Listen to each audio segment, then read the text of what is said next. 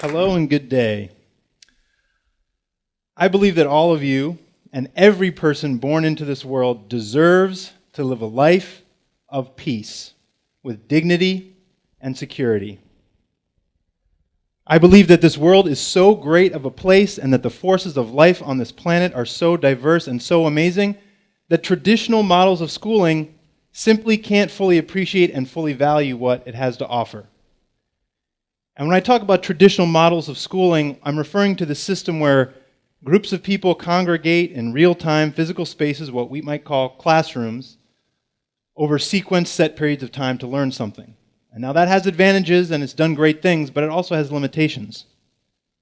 So I believe online education and the virtual spaces, the virtual communities that it can create presents us with a unique opportunity to think outside of the box as educators and teachers and students and learners so that we can more fully appreciate what this world has to offer and more fully value what these diverse forces of life can teach us and instill in us.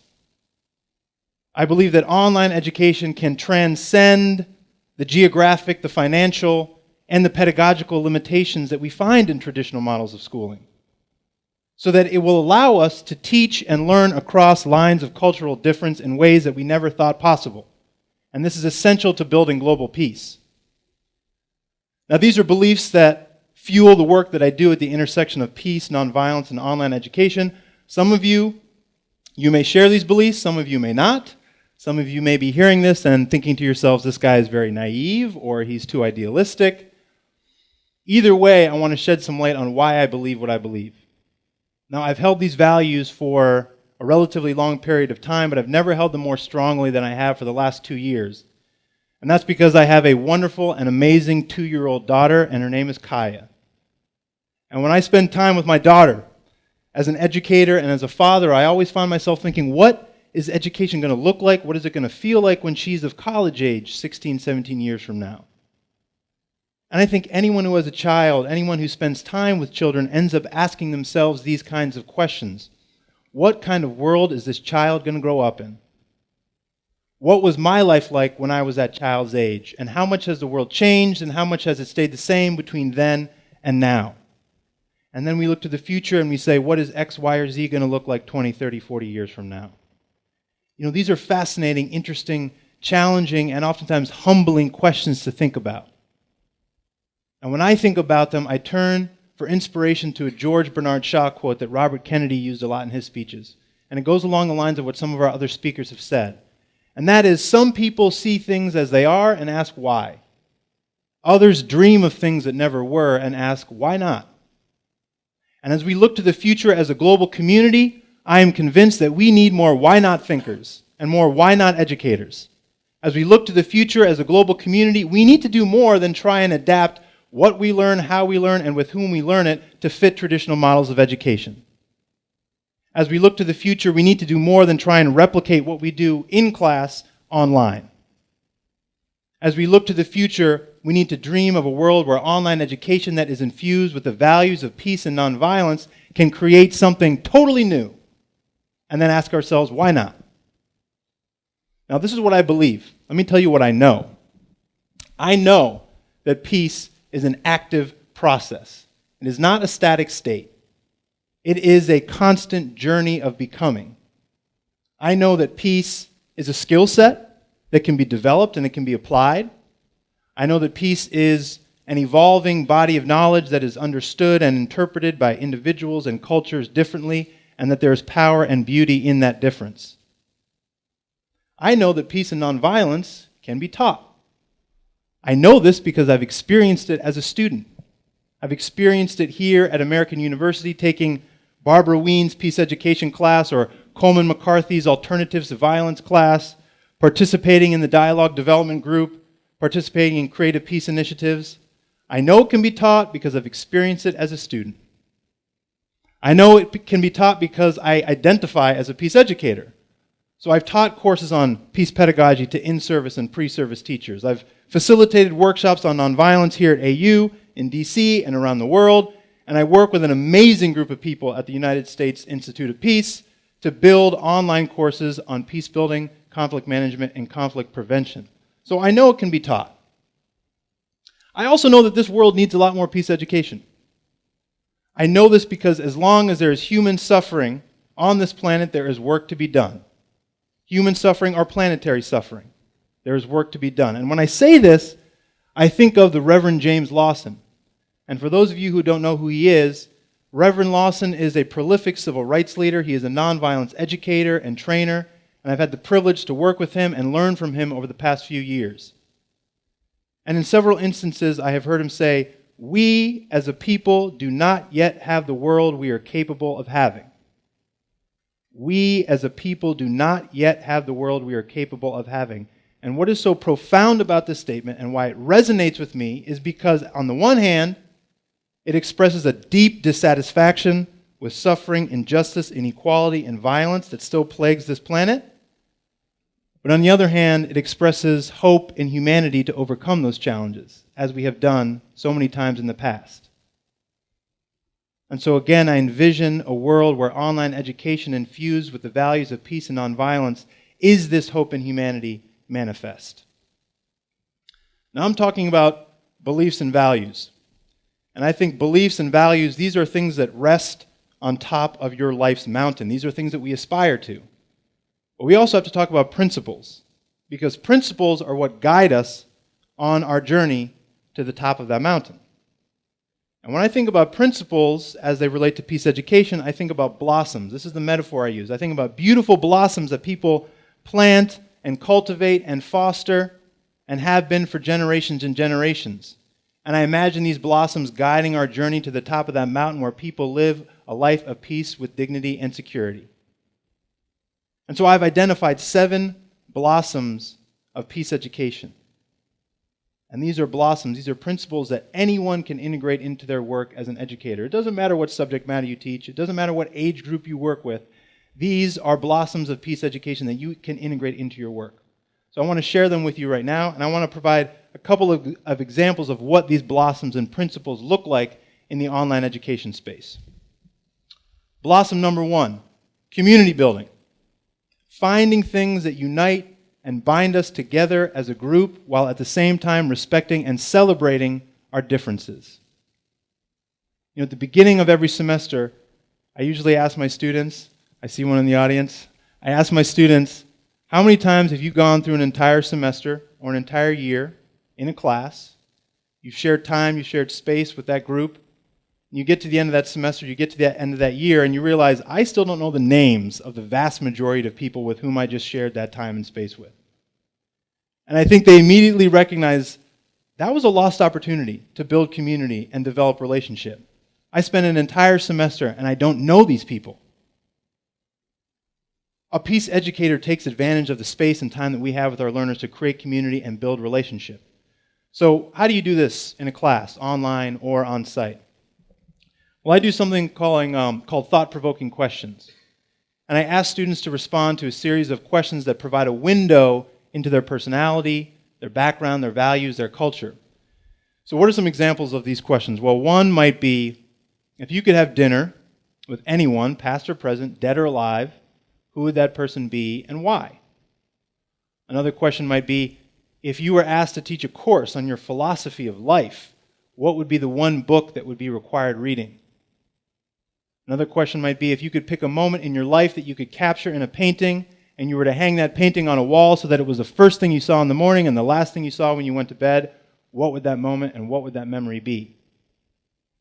And just answering that question for yourself can be very profound. It can be very enlightening. Sharing your response with another person and hearing somebody else's response can be enlightening and profound and can start to build relationship.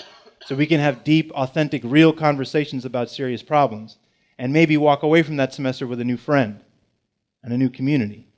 But that's just part 1. The exercise works because there's a follow-up. You ask students, I want you to look at all the dinner dates that your colleagues and your peers have set up. And I want you to pick 3 of the dinner dates that you want to attend. And I want you to email that student. I want you to call them on the phone or ping them on Facebook. And I want you to tell them, this is why I want to attend your dinner. I want you to look at the entire course list that your peers have created. And I want you to see all the required reading. And I want you to pick 3 classes that you want to take. And I want you to email that student, call them on the phone, or ping them on Facebook. And I want you to tell her or him what it is you hope to learn from taking their class. And And I want you to imagine all these paintings that your peers have created. I want you to imagine them in a gallery hanging up all around, and I want you to think about which of these paintings are you going to spend the most time observing and contemplating. And then I want you to email that student, call them on the phone, ping them on Facebook, and tell them, what is it about that painting that resonates with me and speaks to me? This starts to develop relationship. This starts to build community so we can have real, authentic, deep conversations about serious problems, and we can walk away from that experience with a friend and with a community. Blossom number 2 is enabling multiple intelligences, and this is a relatively simple idea. We all learn in a variety of different ways. Some of us are verbal learners, meaning you can make meaning and comprehend and understand ideas when you hear somebody talk them out for you, like a TED Talk, or a lecture or a presentation. Some of us are visual and spatial learners. We need images, graphics, and pictures. We need to use the space in order to make meaning and understand and comprehend ideas. Some of us are bodily kinesthetic learners. We need to get up from our seat, move around, manipulate things with our hands in order to make meaning, understand, and comprehend ideas. Some of us are interpersonal. We need to hear our own voice in conversation with another person or with a group of people in order to make meaning and comprehend and understand ideas. Some of us are intrapersonal. We need to be by ourselves, and we need to be in solitary reflection, and we need to journal in order to make meaning, comprehend, and understand ideas. The list goes on. But a peace educator creates a safe and welcome learning environment by welcoming and acknowledging all of these learning styles and providing opportunities for all kinds of learners to thrive and for all types of learning to be developed. And I think online education provides a unique opportunity to do this. In the online education field, sometimes it's referred to as differentiated learning. I can share and present and engage learners in a variety of different ways, and then they're provided choices on how they want to engage with that material. And my colleagues, the brilliant people that I work with at USIP, we pride ourselves on thinking about our target audience and thinking about all the ways in which we can engage them in that subject matter, whether it's through video or audio or text or infographics or group discussions or webinars or conference calls. There's a variety of different ways we can engage people, and we want to present them, all of them, to them so they can have ways to learn to their strengths. Blossom number 3. Nurturing emotional intelligence. This is acknowledging the feelings, the experiences that each individual uniquely brings to the learning space on any given day, and helping them cope with those emotions and navigate social interactions where those emotions are at play. It's about developing empathy and compassion with this community that we are creating. And actually, online, I think TED does a good job in doing this. If you ever go on to TED and you watch some of their videos and they ask you, oh, please rate this video. They don't ask you to rate the video on a star scale, 1 to 5. They don't ask you to rate it on, oh, this was low, medium, high, or bad, satisfactory, good, excellent. They ask you, how did this talk make you feel? They ask you, were you inspired? Were you motivated? Were you depressed? Were you frustrated? They ask you to describe how this talk made you feel. Now, can you imagine if when you were introduced to ideas and videos and text and readings in an online course and you were asked to evaluate them from time to time, but you were asked to evaluate on how did this experience make you feel watching this video? And how did it make other people in this community feel watching this video? This taps into what is going on in your body and in this space in ways that I think are unique, that you can do that in an online space that are potentially more difficult to do in a traditional schooling model. Blossom number 4, exploring approaches to peace. Now, at the beginning of this talk, I said, some of you may be listening to me and say, this guy's really naive, he's really idealistic, and I think anyone who talks about peace and nonviolence runs the risk of being branded as idealistic, and that's fine, I'll wear that. But I also realize that peace is viewed in a variety of different ways. And because it's viewed in a variety of different ways, people have different strategies and approaches to achieve those visions. And so how do we integrate that into what we teach? And again, it doesn't matter what subject matter. Every discipline can be put towards the purpose of peace. And so I rely on Ian Harris's 7 Strategies of Peace, the National Peace Academy's 5 Spheres of Peace, the 6 Steps of Kingian Nonviolence. These are all approaches to peace. So how do I incorporate this into an online space? Last summer, I taught a peace education course for DC teachers. And we had something called Daily Peace Actions. And these were things that I invited them to do every single day during the week. that allowed them to experiment with different strategies and approaches to peace. So, for example, one week it was quiet time, and I asked them to find 5 minutes each day that week to sit in silence or a quiet place, focus on their breath, and try and be as present as possible. And then they had a learning buddy that they called up on the phone, and they reflected on what that experience was like. Was it difficult? Was it easy? Was it comforting? Was it frustrating? What would something like this look like in my classroom with my students? How would I adapt it? Another week we had a daily peace action that was more interpersonal, and it was make someone smile. And the task was every single day, your job is to try and bring a smile to somebody's face. A friend, a family member, a colleague, a stranger. At the end of the week, they called up their learning buddy and they reflected on what that process was like. What was their strategy? What did you do to try and bring a smile to somebody's face? What impact did it have on your day? What impact did it have on that person's day? What would something like this look like in my classroom, in my school culture? How would I adapt it? How would I change it? The key is get out from in front of your computer and experiment with these approaches to peace.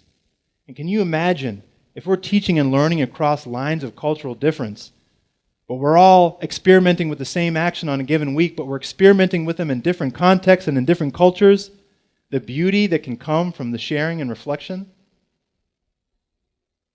Blossom number 5, reframing history.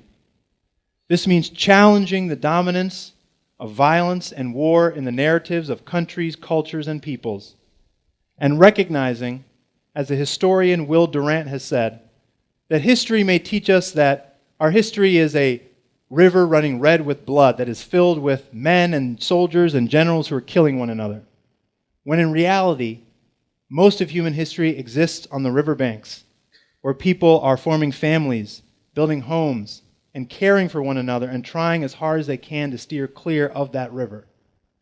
What happens when we reframe our narratives and our stories to focus on what's happening on the riverbanks? Changes the way we think about ourselves, doesn't it? Blossom number 6 is transforming conflict nonviolently.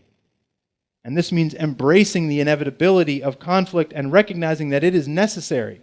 Conflict is necessary in order for any social change to occur.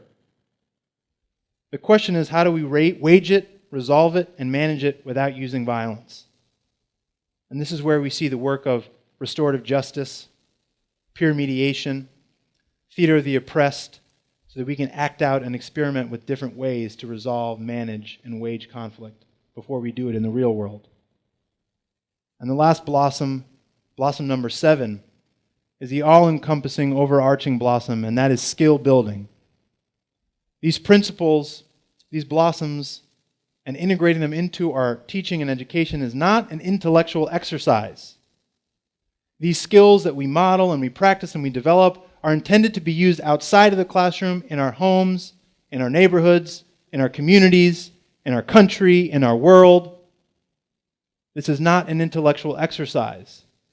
Because as Reverend Lawson said, we as a people do not yet have the world we are capable of having. And we have a long distance to go from the bottom of this mountain to the top of that mountain.